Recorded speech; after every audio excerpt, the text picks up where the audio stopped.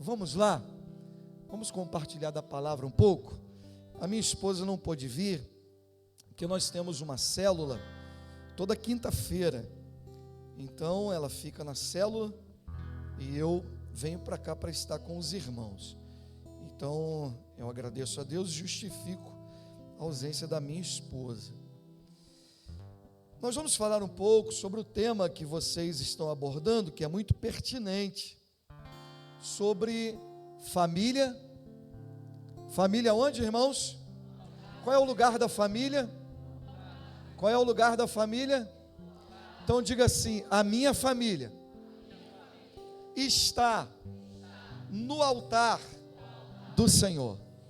Nós vamos compartilhar um pouco sobre a questão do altar, porque às vezes alguns temas bíblicos, a gente não dá a eles uma grande importância, porque a gente acaba achando que por eles estarem focados no Antigo Testamento, eles perderam a sua importância. Por terem sido tratados lá no Antigo Testamento, eles não têm nada a nos ensinar nesse tempo, e não é bem assim, e nós sabemos disso. Então, parabéns pela escolha do tema, ele é muito relevante, muito pertinente. Não vai dar tempo para que eu espere você abrir os textos, mas eu gosto muito da gente pensar sobre os textos. Aliás, o fundamento da mensagem, ela é a palavra nos traz a mensagem, a palavra é a mensagem que precisamos ter, a palavra nos apresenta todos os fundamentos para a nossa vida, a palavra é o verbo que se fez carne, é Cristo entre nós, a palavra é o Cristo vivo que desceu do céu, a palavra é revelar o Deus que até então era invisível, mas que em Cristo se torna visível, e Ele é a expressão da glória do Pai. Quando lemos a palavra e pensamos sobre a palavra, nós temos o sopro de Deus sobre a nossa vida, nós temos Deus soprando dos nossos ouvidos, no nosso coração, e nos fazendo entender que a palavra, ela é a revelação do Deus Trino. Quando Cristo se fez homem e habitou entre nós, e o Espírito de Deus, que hoje habita em nós, nos revela os segredos da palavra. Então, quando nós lemos e pensamos sobre a palavra, nós temos o Espírito de Deus lançando luz na nossa mente, para que possamos compreender a profundidade dessa revelação que é as Sagradas Escrituras. Então, alguns textos serão mencionados aqui. Primeiro deles, Levíticos 6,13. Quando a gente pensa sobre família no altar do Senhor, o significado mais usual da palavra, tanto no hebraico como no grego, é lugar de matança. Pode parecer assustador. Quando eu penso sobre altar, o que a Bíblia me ensina, lugar de matança, lugar de sacrifício, lugar de morte. Pegar o sentido da palavra altar é trazer à memória que a morte iria acontecer ali. Alguém seria morto naquele altar. Mas você pode dizer assim comigo: alguém era só os animais. Não. Havia sacrifício humano a deuses desconhecidos. Havia sacrifício de crianças aos deuses desconhecidos. Mas não era a proposta de Deus. O propósito de Deus, estabelecendo o altar, é para que o homem pudesse ter uma ligação, uma aliança, que o homem pudesse se aproximar, estar mais íntimo, que o homem pudesse ver algo extraordinário acontecer a partir da sua atitude, se aproximando de Deus e consagrando e oferecendo algo a Deus. Por isso, o texto de Levíticos 6,13 diz que o fogo arderá continuamente sobre o altar e não se apagará. O fogo arderá continuamente sobre o altar.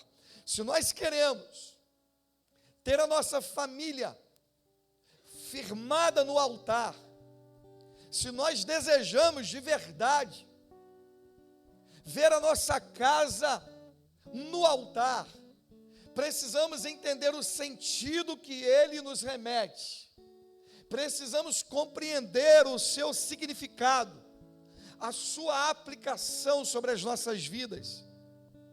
Porque se nós não tivermos essa compreensão e fizermos uma conexão para a nossa vida hoje, se tornará apenas um termo do Antigo Testamento, se tornará apenas a sombra de uma revelação no Novo Testamento, sem significado, sem importância, sem lógica a nossa vida. Mas não é isso que Deus quer para nós. Por isso, só tem fogo do céu quando tem sacrifício no altar.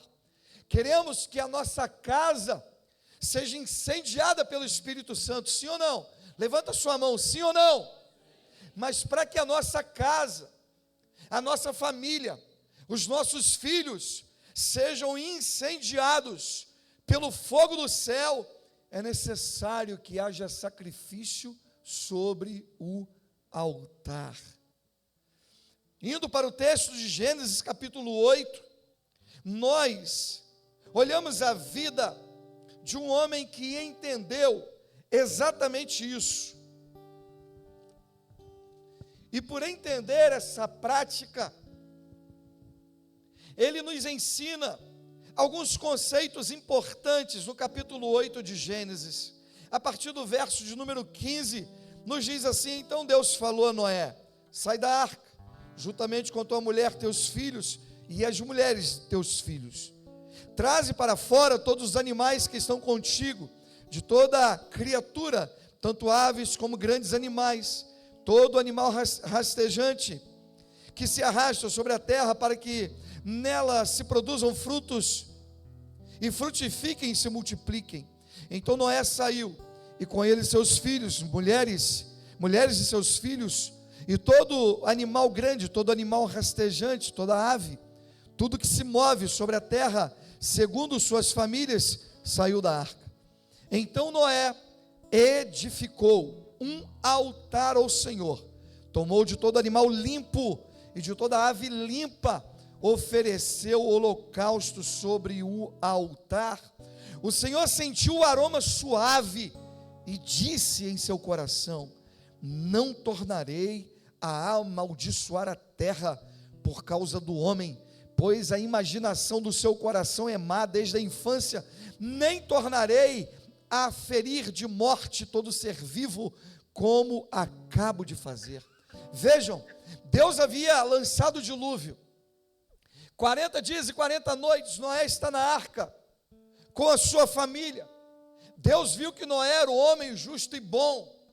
Deus viu que sobre aquela família existia características de pessoas que temiam a Deus. E quando Noé sai da arca, a primeira coisa que Noé vai fazer é edificar um altar. Que coisa interessante olhar e ver a atitude de Noé. Diz o texto que ele construiu um altar. É importante pensar que o altar não está pronto. É importante pensar que esse altar é responsabilidade minha. Eu o construo dentro da minha casa, eu o estabeleço dentro da minha casa, eu dou a ele forma, eu dou a ele o tamanho, eu dou a ele a importância. Noé então edifica um altar, e ele toma dos animais, ele toma do animal limpo, ele não oferece qualquer coisa, ele não faz de qualquer maneira. O texto é muito claro para nós.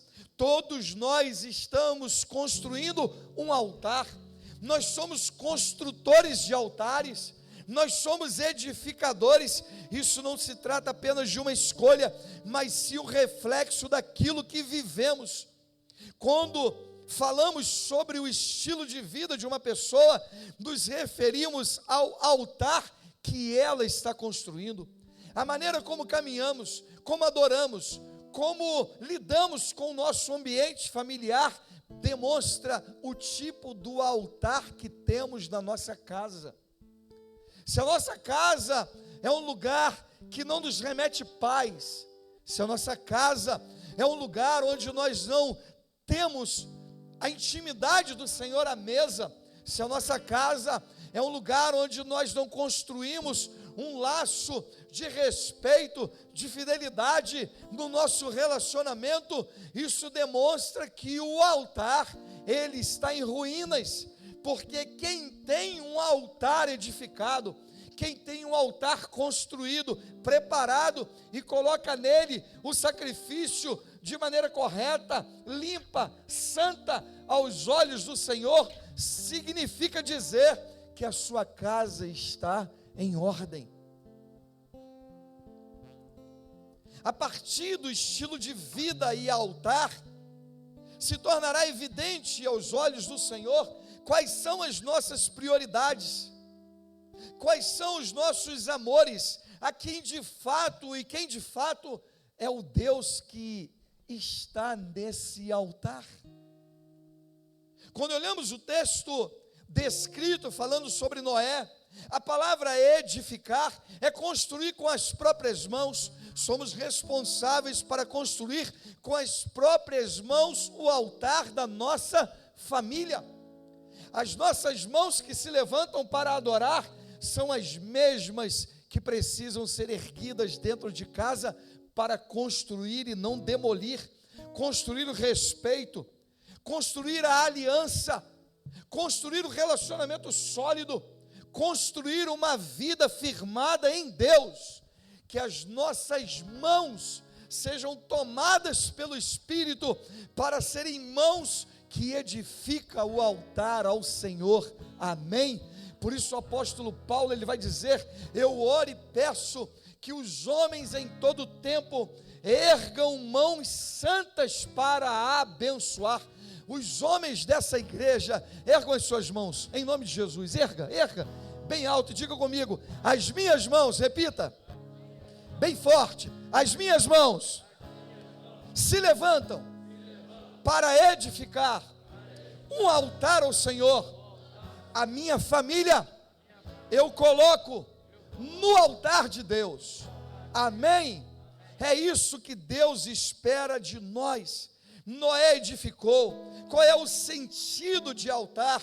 Lugar de sacrifício. Lugar de sacrifício. Quando eu digo que eu quero que a minha família esteja no altar, eu preciso entender que em algum momento vai ser necessário sacrifícios. Altar é lugar de adoração.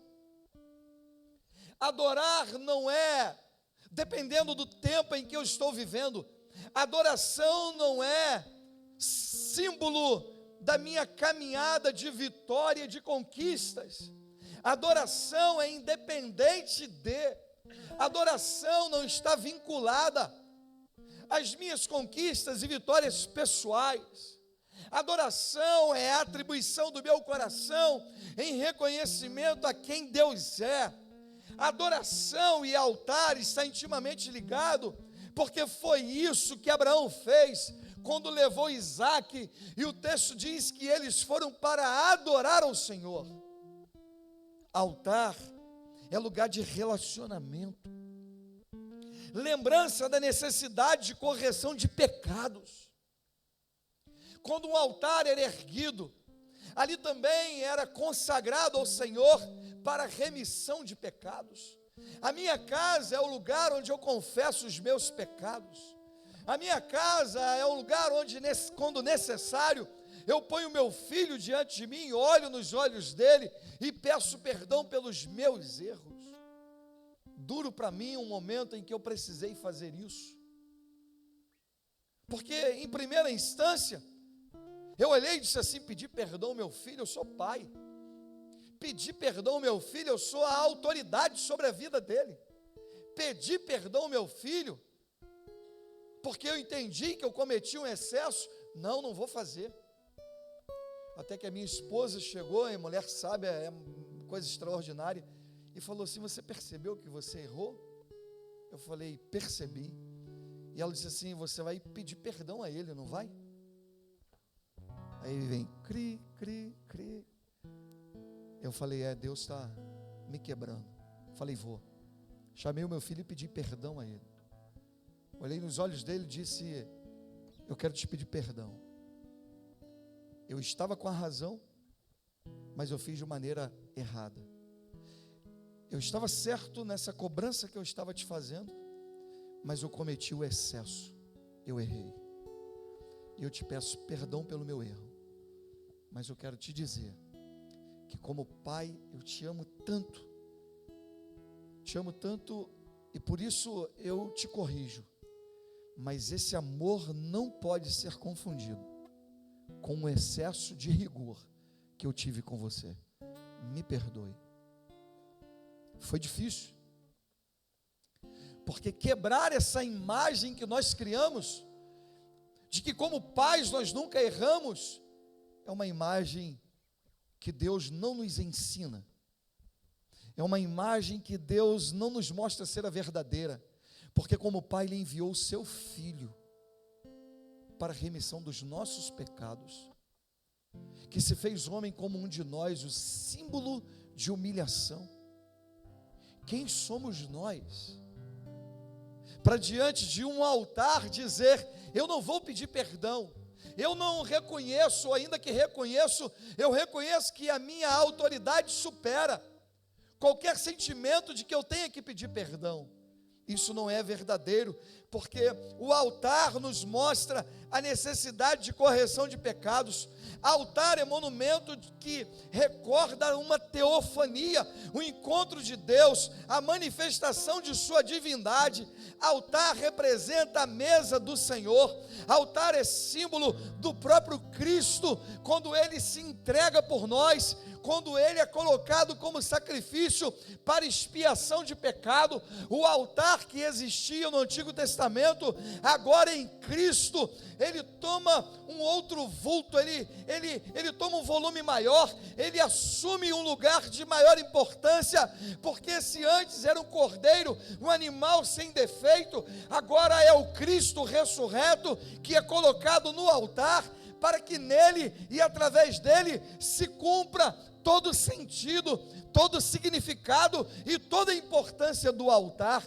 Contudo, olhando para as nossas vidas, trazer o altar para dentro de casa é trazer Cristo para o centro, colocar o altar como algo indispensável, é nos remeter à autoridade de Cristo, ao seu senhorio, ao governo dele sobre a nossa vida, a nossa casa e a nossa família.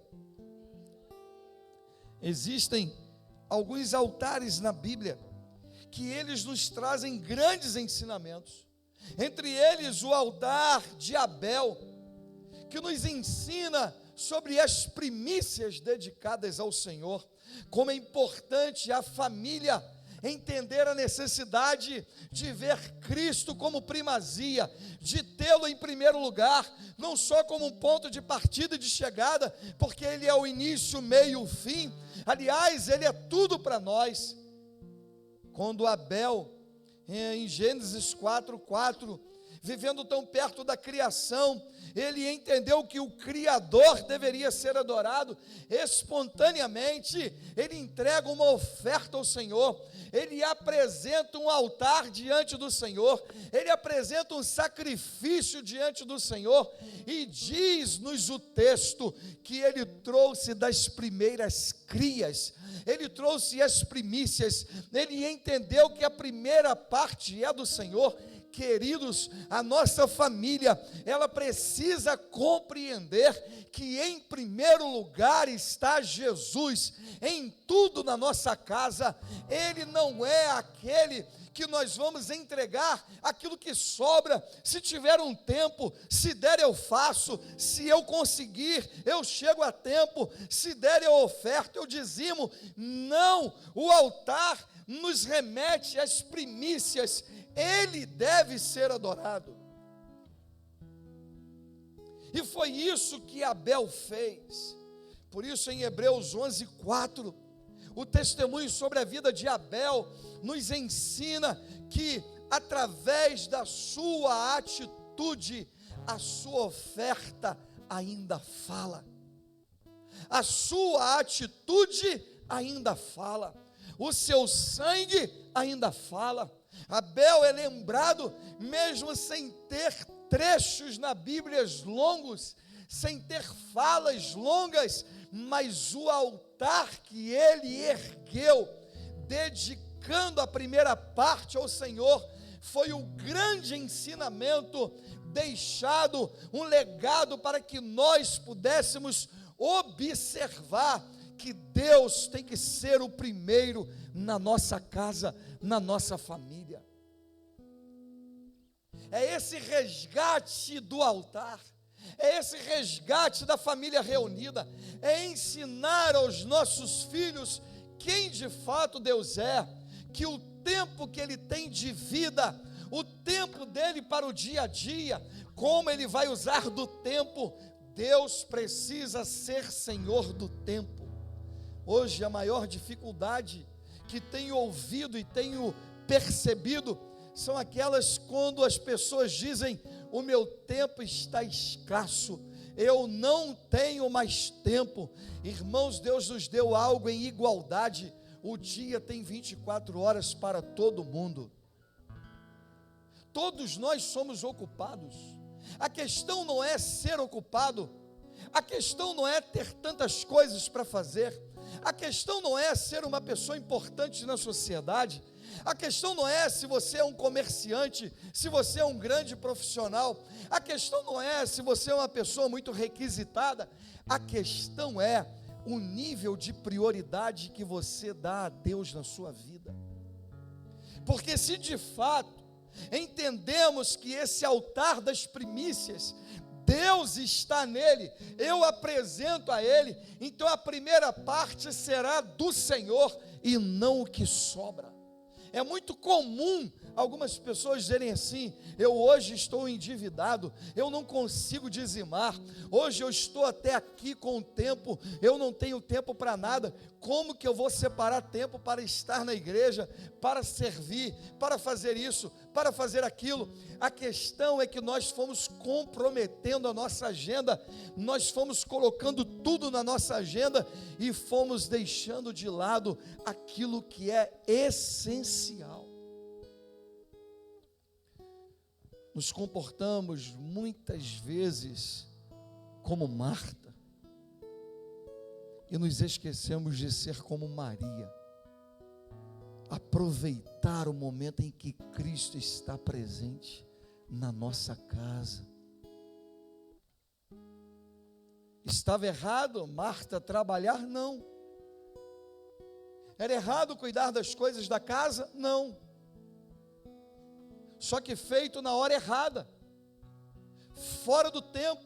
O que fazemos pode ser coerente e correto, mas fora do tempo, sendo algo desproporcional, nós incorremos em erros, principalmente no que se refere às primícias.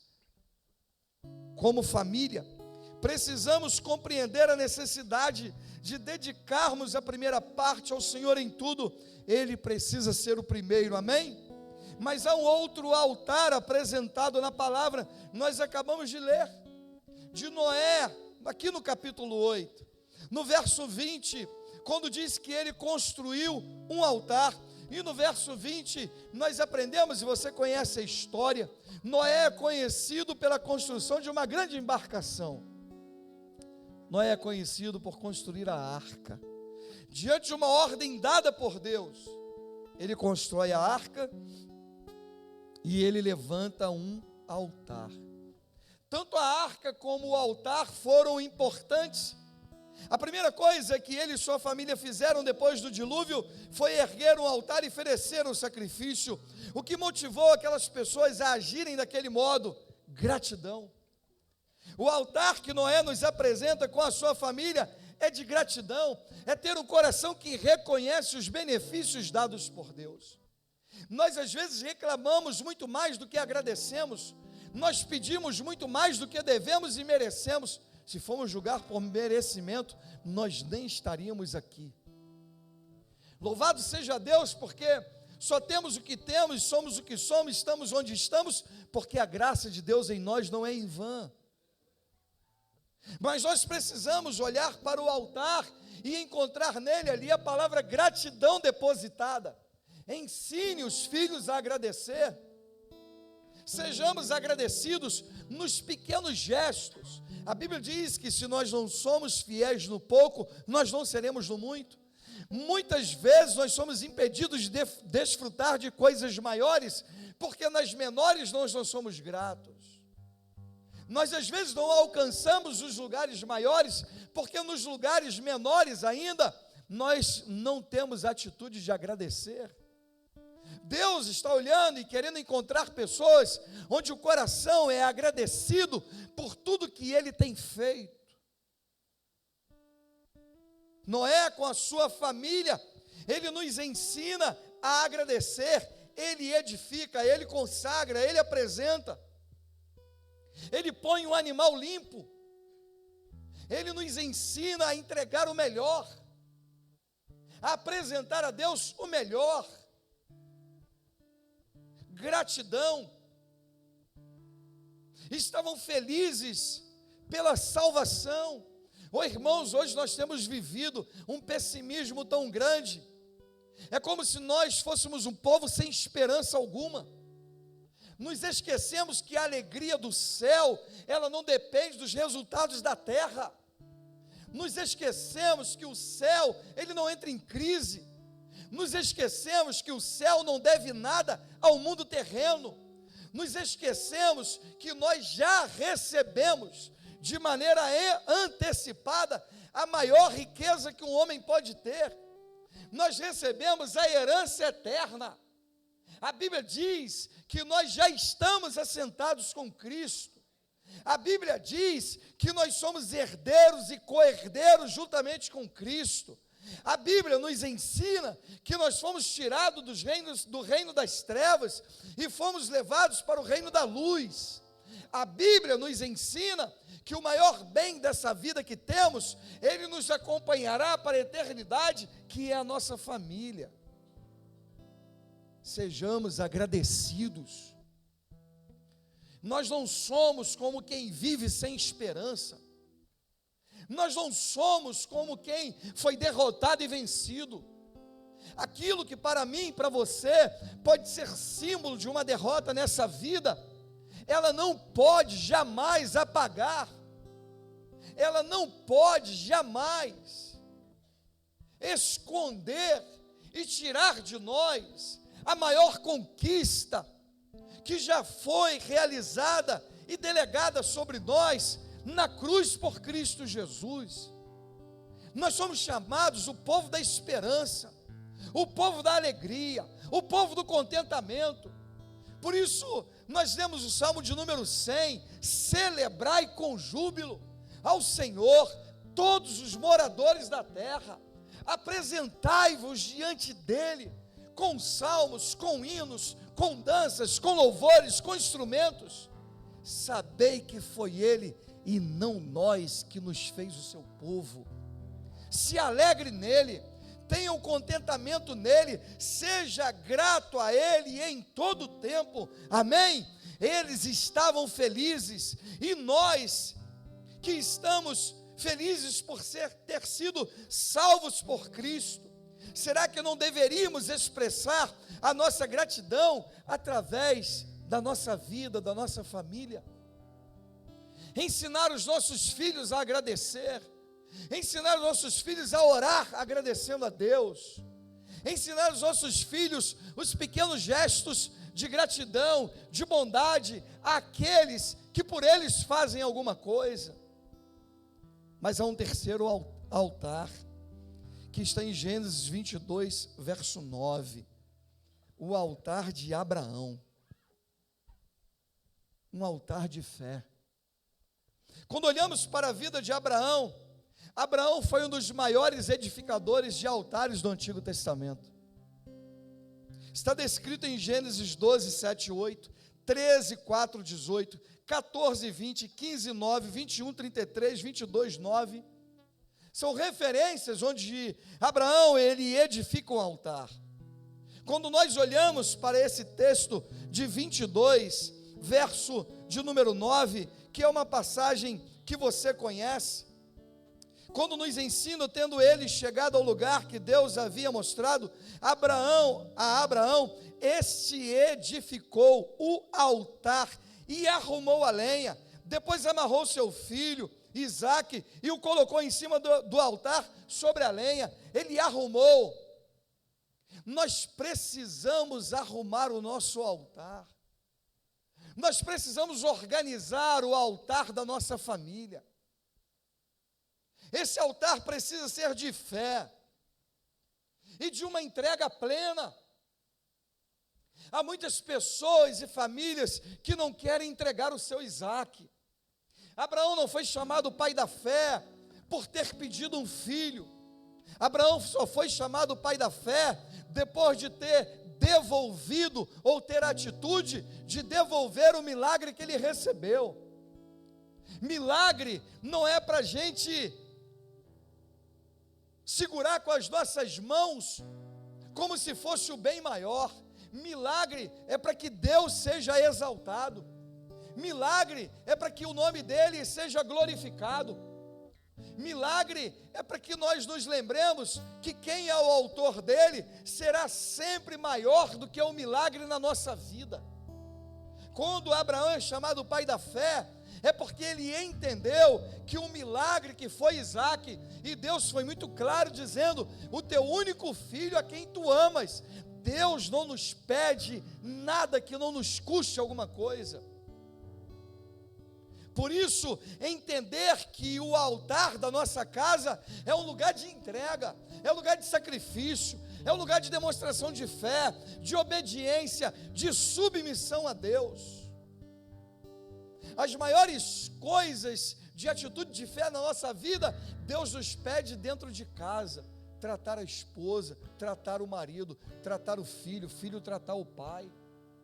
É dentro de casa que nós vamos conversar à mesa, ou quando estamos para dormir, e dizer daquilo que Deus propôs no nosso coração, para que haja um acordo entre o casal, em obedecer o que Deus está mandando. As maiores decisões da nossa vida são tomadas dentro de casa, porque se tomarmos do lado de fora, de maneira individual, nós estamos rompendo com uma aliança. Por isso, o maior altar construído e edificado é dentro da nossa casa. É dentro da nossa casa. Por isso nós aprendemos que quando Abraão é chamado pai da fé, não foi quando ele pediu um milagre e Sara engravidou, mas quando ele entregou. Porque fé não é para te dar o que você quer, mas é para entregar o que você pensa que é seu. Isso é fé. Ah, eu tenho fé, eu pedi e Deus me deu. E se Ele te pedir que você devolva? Ah, eu tenho muita fé, eu conquistei muitas coisas, mas essa fé, ela é tão pequena que não te permite entregar o que é do Senhor. Essa fé não te permite apresentar os seus filhos a Deus. Existem pais que, por excesso, eles estão impedindo os filhos de cumprir os propósitos de Deus. Conversava com um pai certo dia, ele estava falando da grande luta dele com a esposa, por não permitir que a filha se envolva nas coisas da igreja. Parece estranho, né, irmãos? Lá em Itaboraí isso acontece, irmãos. Aqui não. Em Itaboraí, do pedágio para lá, irmãos, acontece muito.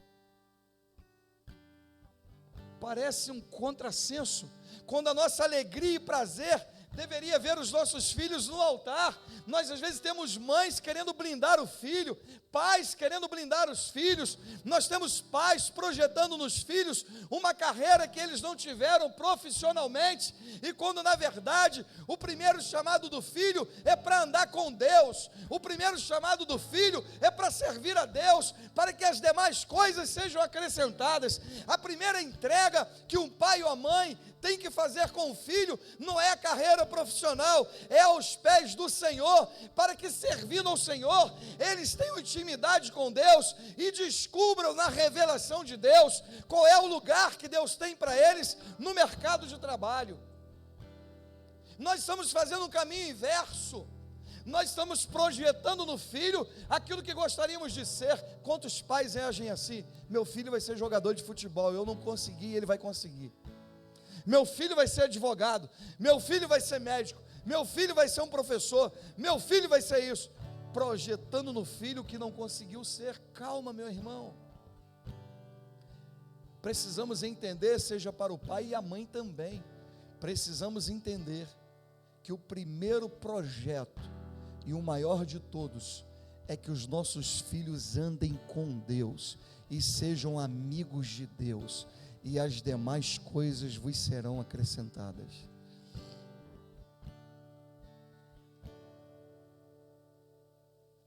Fé não é para te dar o que você quer, mas é para entregar o que você pensa que é seu. Isso é dependência de Deus.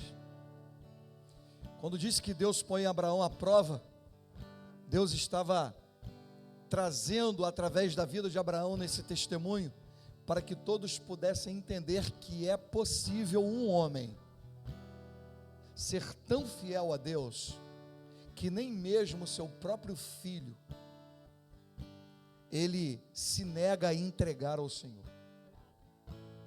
Se Deus te pedir algo nessa noite, aliás, Deus está te pedindo algo nessa noite, e você sabe o que é. Deus está pedindo de você mais tempo. Deus está pedindo de você fidelidade. Deus está pedindo de você mais paciência dentro de casa. Deus está pedindo a você, filho, que você seja mais honesto com seus pais. Você está mentindo muito. Você está mentindo muito. E essa mentira que você está contando, ela está te fazendo acreditar como se fosse uma grande verdade, e vai chegar um momento que essa mentira vai deixar de ser uma mentira para você, e você vai viver uma vida tão mentirosa que ela vai te levar para o fundo do poço. Pare de contar mentiras, seja verdadeiro, fale a verdade, seja honesto. O que Deus está nos pedindo nessa noite? Abraão foi o grande edificador de altares. Sempre que chegava a um lugar novo, ele vivia uma nova experiência, erguia altares e oferecia sacrifícios a Deus, adorava antes mesmo de receber pela fé. Abraão se destacou quando entregou os dízimos a Melquisedeque e quase sacrificou seu filho Isaque. Ele nunca negou nada a Deus, entregou sempre o seu melhor. A família precisa entender esse princípio. Eu tive a oportunidade, numa viagem com alguns coreanos, nós fomos na Coreia do Sul. A Coreia do Sul, pós-guerra, no período da guerra e pós-guerra, se tornou um dos maiores países de fé cristã. Chegou a ter uma proporção de 85% da população professando a fé em Jesus, em meio a tantas perseguições e a guerra.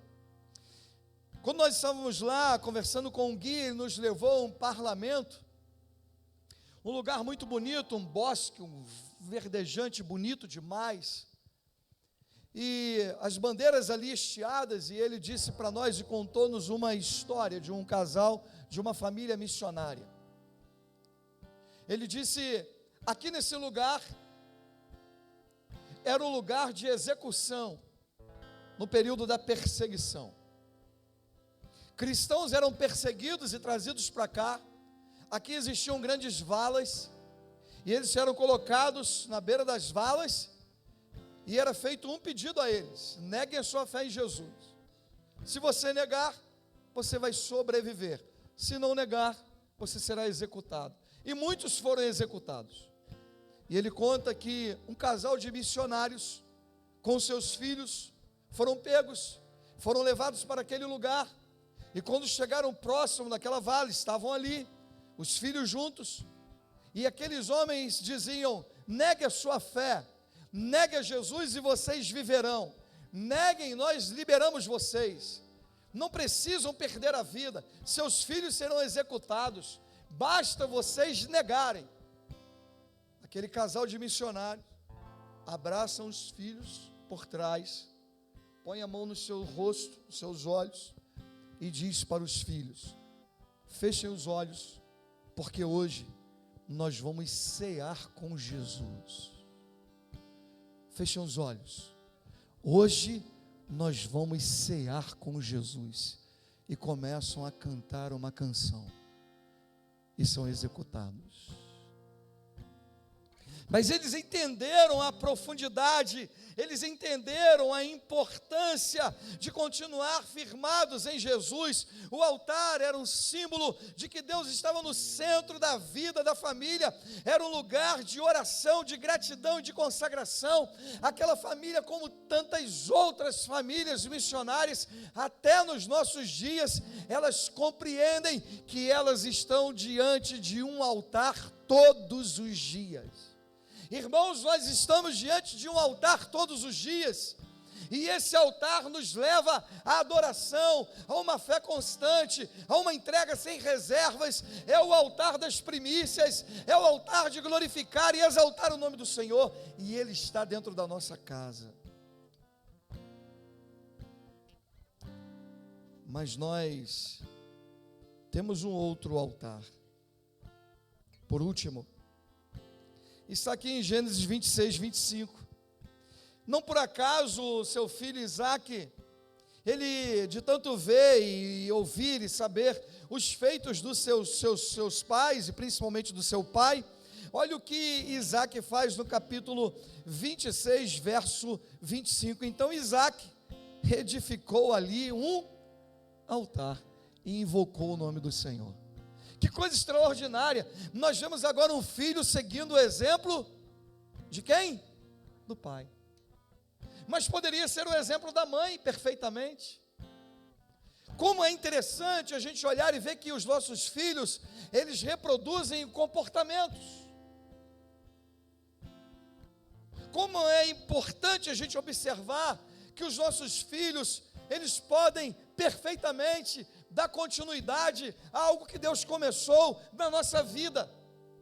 Isaque está agora levantando o altar, Isaque está construindo o altar, Isaque agora constrói um altar que vai ajudá-lo a superar. Isaque esteve sobre um altar, mas nem por isso desenvolveu trauma de altares. Ele ergueu o seu próprio altar, seguindo o exemplo do pai.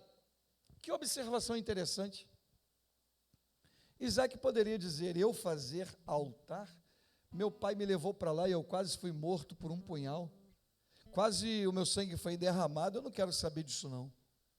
Mas Isaque entendeu que aquilo que o seu pai fez por obediência a Deus seria sempre o melhor sobre a sua vida. Isaque compreendeu que aquilo que Deus havia pedido a Abraão, seu pai, era tão profundo que está escrito lá em Hebreus que Abraão tinha convicção de que mesmo sacrificando Isaque, Deus tinha poder de trazê-lo dentre os mortos. Porque o altar não é um fim sobre a nossa vida, mas é o início de um novo ciclo.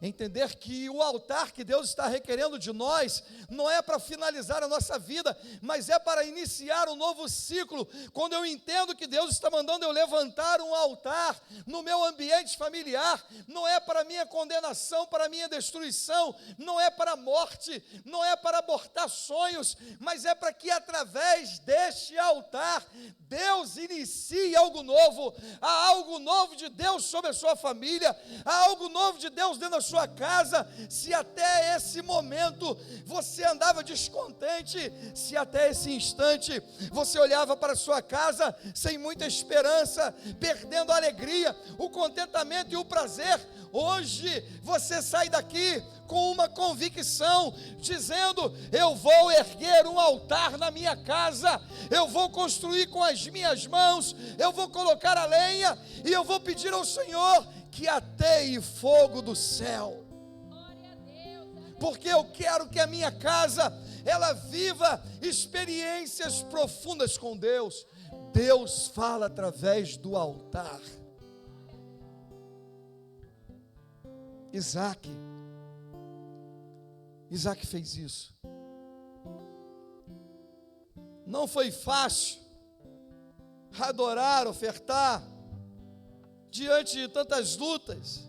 Não é fácil para nós, diante dos enfrentamentos do dia a dia, continuarmos firmados, mas é infinitamente pior retroceder, negar aquilo que Deus está requerendo de nós. Com Isaque aprendemos essa lição de superação, de avanço. ressignificando a sua vida. Por isso, Isaac foi visto pelos seus adversários. Está aqui em Gênesis 26, 29, quando eles disseram para Isaac: tu és o bendito do Senhor. Os nossos adversários no mundo espiritual, eles nos olham, eles nos observam, e quando eles veem que dentro da nossa casa existe um altar em chamas, porque nós ardemos por amor ao Senhor, ele vai olhar e vai dizer: esse é bendito do Senhor, essa casa, essa família é bendita do Senhor. Por último, Jacó.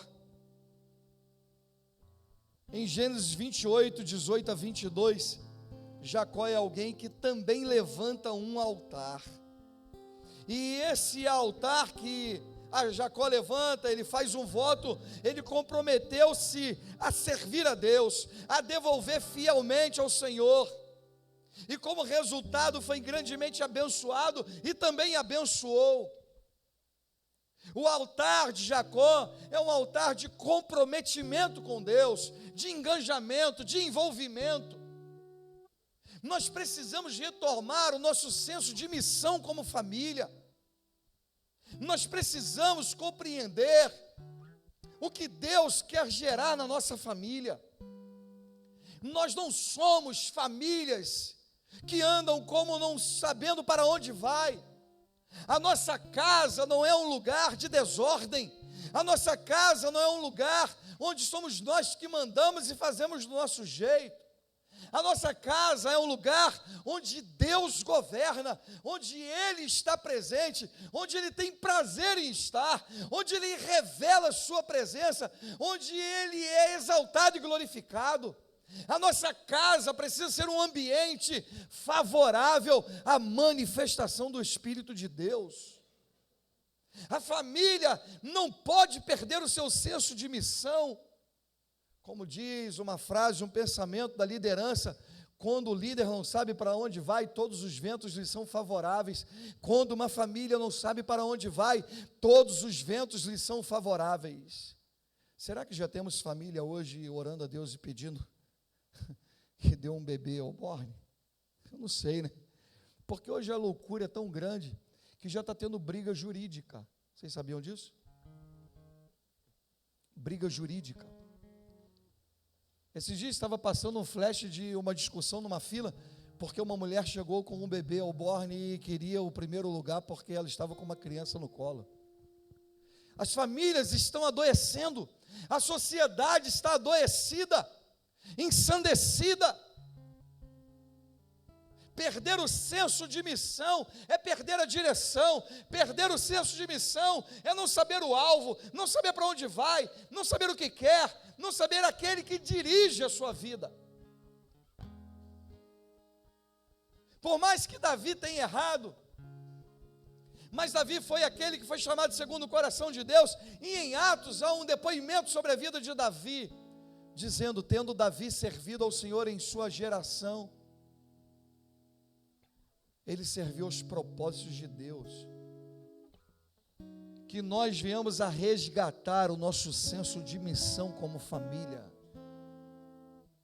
A nossa família foi erguida pelo Senhor para a glória do nome dEle.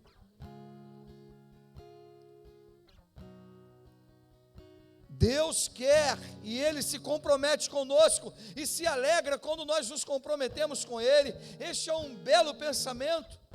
Mas que coisa triste, irmãos, é a família que perdeu o sentido do altar, e por isso Deus deixou de estar no centro, deixou de ser percebido, adorado e reverenciado. Nós estamos hoje com algumas famílias vivendo o contexto de Atos 17 e 23, quando Paulo chega em Atenas, no Areópago, e ele olha aquela cena de todos buscando um Deus, e Paulo olha ali e vê uma placa escrita: ao Deus desconhecido. Olha que coisa!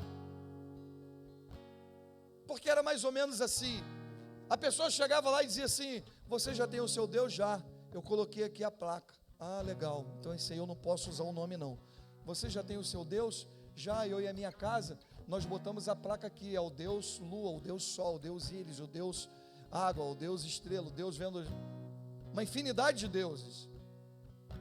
Alguém, por não ter mais nome a ser colocado em nenhum Deus, ele vai lá e fica uma placa escrita ao Deus desconhecido, porque havia a lenda e o ensinamento de que se você não reverenciasse a um Deus, deixasse de cultuar a algum Deus, você seria castigado. Então aquela pessoa, para não incorrer no erro e ser castigado, ele diz assim: como eu ainda não o conheço, mas tem um Deus que eu não conheço, eu vou botar uma placa aqui ao Deus desconhecido, para que eu não seja punido.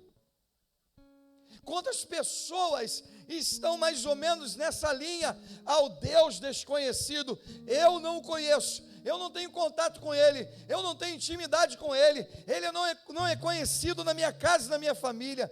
Deus não está sendo conhecido no ambiente familiar, às vezes de pessoas que frequentam a igreja. O ambiente familiar não revela Deus. A casa não se apresenta para Deus.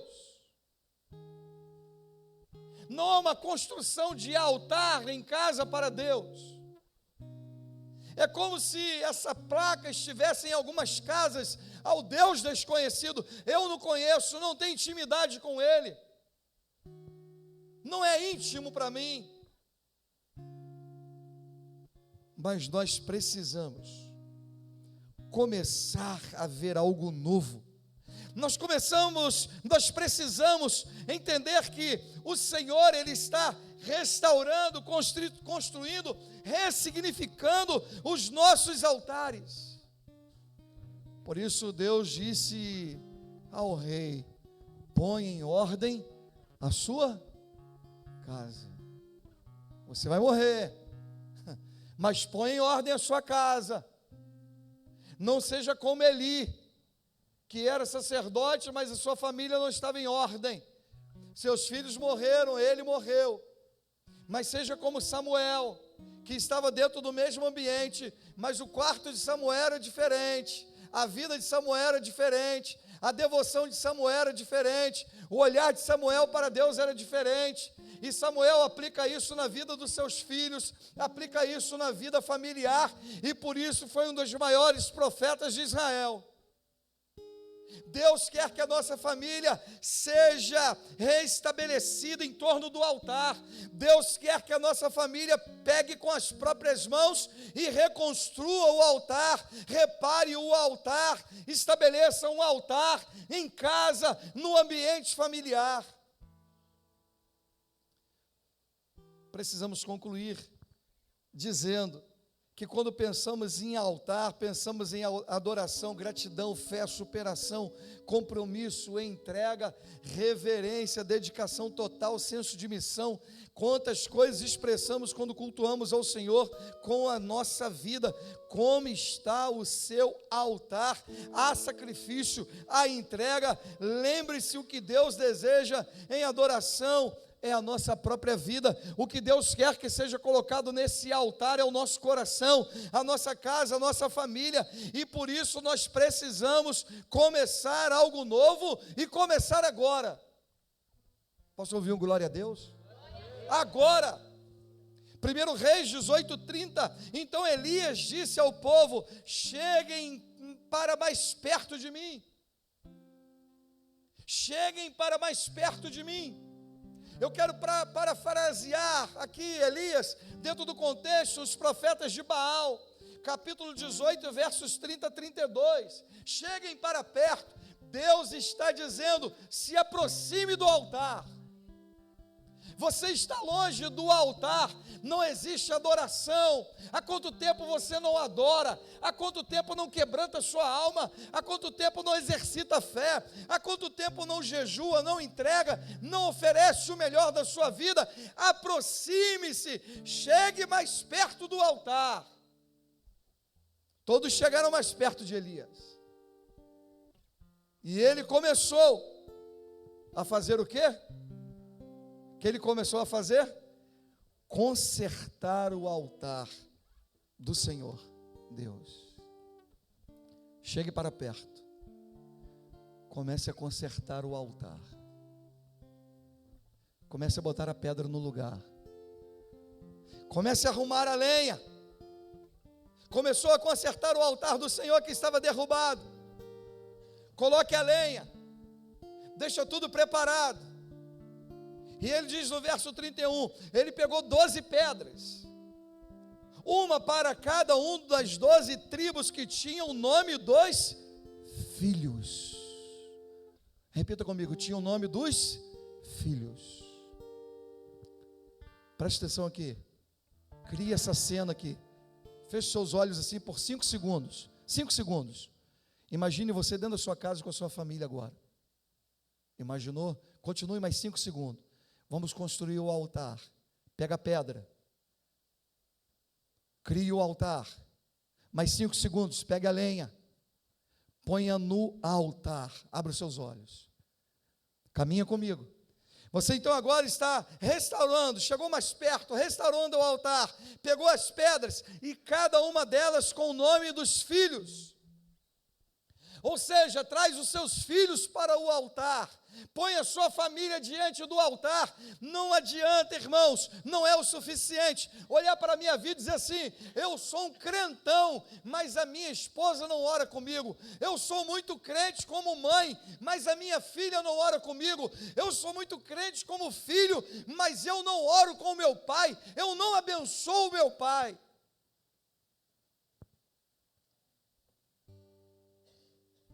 Doze pedras, uma para cada uma das 12 tribos que tinham os nomes dos filhos de Jacó. O homem a quem o Senhor tinha dado o nome de Israel. Verso 32. Com essas pedras, Elias reconstruiu o altar para a adoração do Senhor. Você sabe que quando Elias estava no Monte Carmelo, junto com os profetas de Baal e naquele desafio, quando Elias então manda que eles fizessem o altar, eles fizeram, e eles clamavam, até o meio-dia, até a tarde, nada, e nada. Agora chegou a vez de Elias, ele vai lá e repara o altar, ele põe a lenha, ele põe a água, e ele faz uma oração. Então entenda uma coisa, olha para cá, construir o altar é responsabilidade minha e sua, colocar a pedra do altar é responsabilidade nossa, arrumar a lenha no altar é responsabilidade nossa. O fogo quem manda é o Senhor, e só haverá fogo no altar quando houver sacrifício.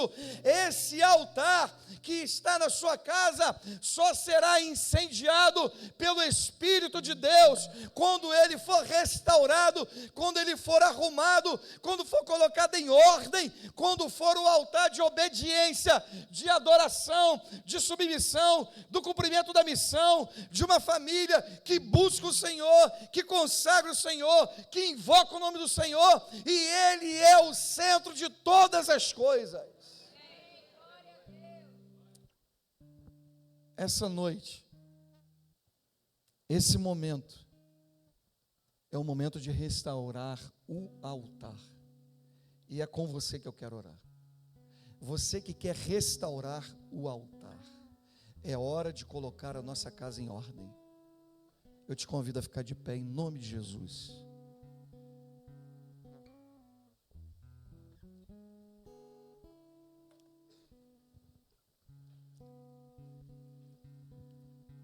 Há um desafio para todos nós aqui, e eu estou incluído nele. Eu não sei se a gente pode cantar, vocês me deixam tão à vontade que às vezes eu acho que eu estou até abusando da boa vontade, né, pastor Edmilson? Clamo Jesus, pode ser? Essa canção, ela vai lá na minha alma. Nós vamos cantar essa canção, que tem uma letra extraordinária. Invocar o nome de Jesus, clamar pelo nome de Jesus, entronizar o nome de Jesus, e a gente vai nessa hora pensar e criar essa imagem na nossa mente, no nosso coração. Nós estamos hoje estabelecendo o altar na nossa casa. Nós estamos hoje restaurando o que precisa ser restaurado. Nós estamos hoje colocando a pedra, colocando a lenha. E nós estamos pedindo ao Senhor que Ele mande fogo do céu para consumir o altar, o sacrifício, para que a nossa vida seja cheia do Espírito Santo, para que a nossa casa exale o bom perfume de Cristo. E se você entende isso, meu irmão, tem que começar por você. Seja você um filho. Eu, quando voltei para a igreja, meus pais sempre foram na igreja e se afastaram. Eu tinha, talvez ali 9 anos, me afastei. Só voltei aos 16 para 17 anos. E nesse período que nós nos afastamos da igreja, houve bebidas dentro da minha casa, na casa dos meus pais, houve festinhas mundanas na casa dos meus pais, houve contenda na casa dos meus pais. E quando eu voltei para os caminhos do Senhor, eu tinha 2 irmãs que são mais novas do que eu, e eu voltei sozinho. No meu primeiro, quando vocês estiverem prontos, pode vir, tá? No meu primeiro Natal na igreja, eu saí do Natal da igreja com muita alegria e fui para casa. Quando eu cheguei em casa, o cenário foi o pior possível. Bebida, pessoa embriagada, música profana. E eu cheguei na porta, no portão, olhei aquilo e voltei para trás chorando. Eu tinha 17 para 18 anos. Passou aquela semana, quando foi o culto da virada, da mesma forma, a primeira virada de ano na igreja, coração contente, feliz, tudo que vi. Cheguei em casa para poder se alegrar, o mesmo cenário. E eu voltei, fui para a casa da Andréia, minha namorada, hoje minha esposa. Deus foi tão maravilhoso, que mesmo começando sozinho a reparar o altar da minha família, Deus não me deixou em momento algum. E hoje eu posso dizer para você, eu e a minha casa, eu e a minha família, nós servimos ao Senhor. Hoje as minhas irmãs, eu levei as minhas irmãs para a igreja comigo, elas voltaram para os caminhos do Senhor, depois a minha mãe, depois o meu pai. As minhas irmãs são casadas com homens de Deus, minhas irmãs têm filhos e eles estão nos caminhos do Senhor, porque um dia Deus me colocou como um menino, como muitos de vocês aqui, para começar a restaurar o altar da minha casa. Deus me colocou como uma voz profética na minha casa, para poder arrumar o altar que o inimigo havia bagunçado. Deus usou a minha vida, mesmo sem muito entendimento, sem maturidade, sem profundidade na fé. Deus usou para que a minha família pudesse voltar para os caminhos do Senhor. Quero dizer para você, não desanime, não jogue a toalha, porque Cristo continua com a toalha em volta da cintura, Cristo continua com a bacia, Cristo continua como nos ensinando a ser servos e dependendo dEle. Cristo continua dizendo para mim e para você, eu não jogo a toalha, por isso não jogue a toalha, continue firme, e você verá no tempo de Deus o resultado desse altar que você está restaurando nessa noite, que você está construindo nessa noite, em nome de Jesus. Se essa palavra encontrou lugar no seu coração e você precisa edificar o altar ou restaurar o altar de adoração, de submissão, de entrega, de primícias, de senso de missão na sua casa, é hora de você fazer isso e deixar o seu lugar e vir à frente e consagrar o Senhor em nome de Jesus. Enquanto cantamos, você pode vir, por favor, em nome de Jesus. Sobre toda mente e coração. Diga para Ele. Sei que existe paz em tua presença. Clamo Jesus.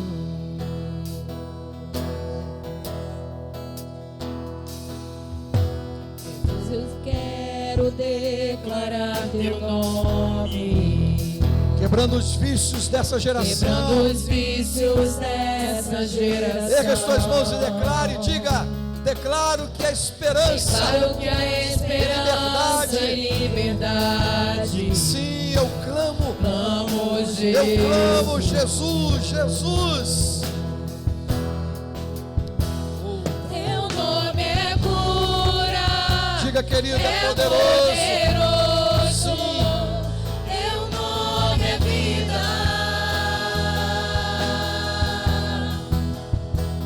Destrói cadeias, dissipa as trevas, vence. Teu nome é cura. É poderoso.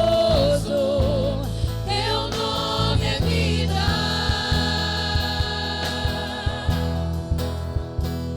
Destrói cadeias, dissipa as trevas, incendia.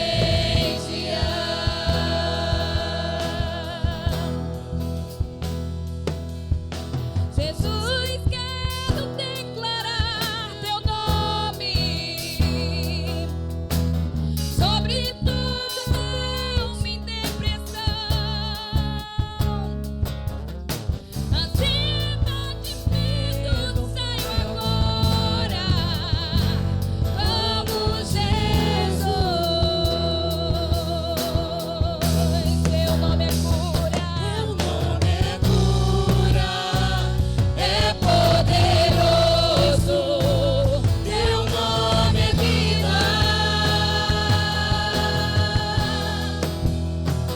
Destrói cadeias, dissipa as trevas, incendia.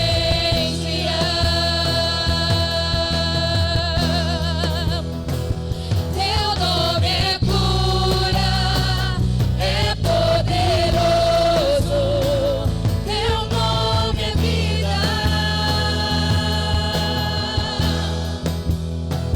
Destrói cadeias, dissipa as trevas, incendia.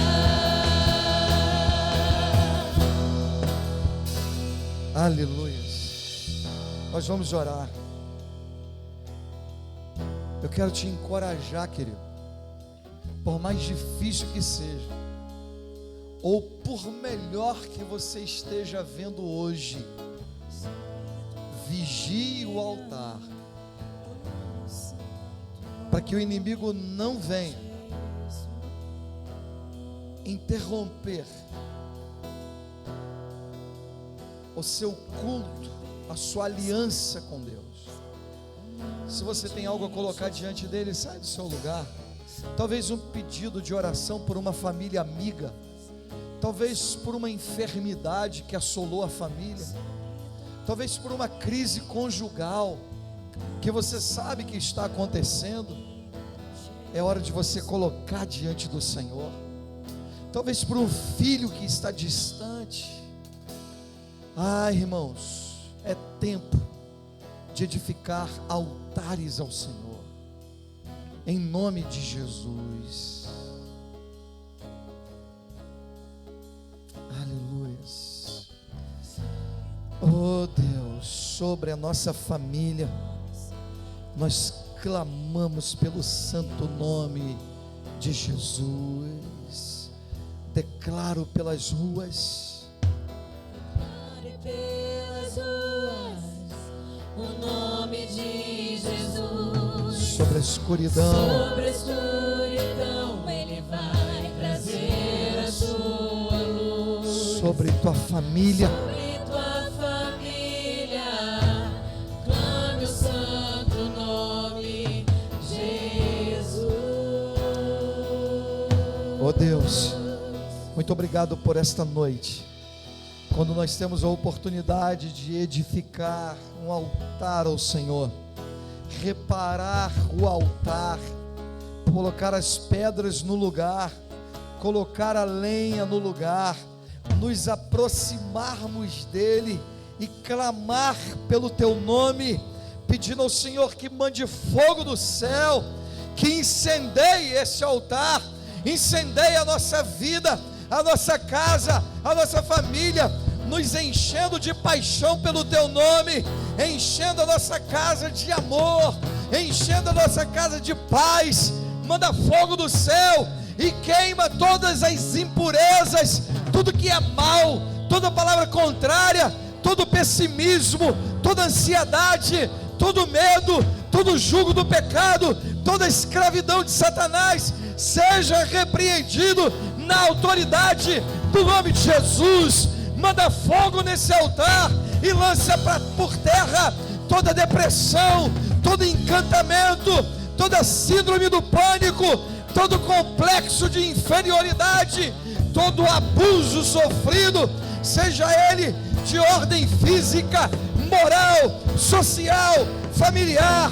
Deus, nós te pedimos nessa noite, erguemos um altar ao teu santo nome, edificamos na nossa casa, na nossa família, no nosso coração este altar e declaramos pela fé: haverá fogo do céu que vai incendiar a nossa casa, incendiar a família, o nosso casamento, os nossos filhos. Oh Deus, a nossa casa será chamada casa de adoração, a casa do profeta, a casa do adorador, a casa da cura, casa de esperança, casa de primícias, a casa do pai, a casa do irmão, a casa do amigo, a casa do perdão, a casa da salvação. Oh Deus, a casa da esperança. Há uma virada de chave aqui nessa noite, há uma virada na vida aqui nessa noite. Algo novo está acontecendo para a glória do teu nome. Oh Deus, ministérios, a missão, o propósito, o Senhor está levantando uma geração profética nesse lugar, uma geração adoradora, uma geração que conhece o lugar secreto da oração. Nós declaramos nessa hora que o nome de Jesus será adorado, engrandecido na nossa casa, nas nossas vidas, na nossa família. Isso, diga mais uma vez, erga as tuas mãos e diga bem forte, diga. Oh! O nome de Jesus sobre a escuridão, Ele vai trazer a sua luz sobre sua família. Diga para quem está perto aí do seu lado, estenda a sua mão, mais uma vez, estenda a mão para o lado e declare pela fé, profetize as bênçãos do Senhor sobre a casa do seu irmão, sobre a vida do seu irmão, sobre as famílias dessa igreja.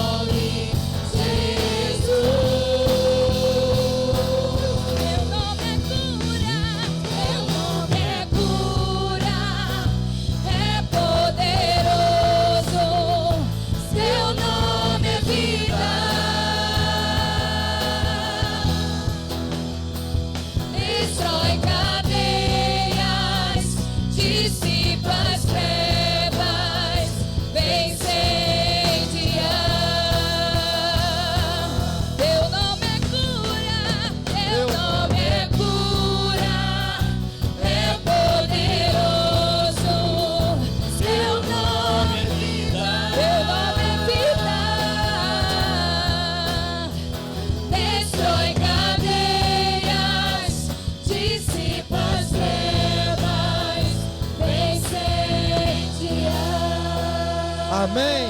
Você pode dar glória a Deus e aplaudir o nome do Senhor. Creia que este altar te trará grandes vitórias e conquistas.